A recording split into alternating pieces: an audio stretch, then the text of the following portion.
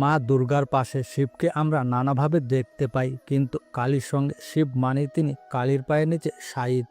দুটি রূপে পূজিতা মা কালী, কোথাও দেবী ডান পা এগিয়ে থাকে, আবার কোথাও বা পা। বিগ্রহের ডান পা এগিয়ে থাকলে তিনি দক্ষিণা কালী, আবার বা পা এগিয়ে থাকলে তিনি বামা কালী।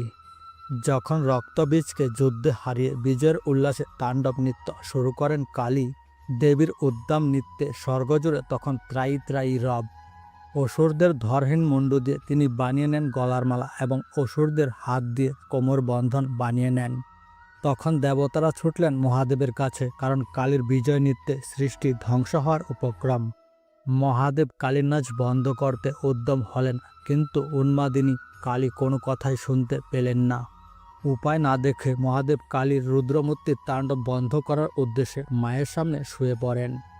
নিত্যতা মা কালী তখন শিবের বুকে পা দিয়ে ফেলেন। তখন এক প্রকার সম্বিত ফিরে পান এবং স্বামীর বুকে পা দিয়েছেন দেখে লজ্জায় তার জিভ বেরিয়ে আসে।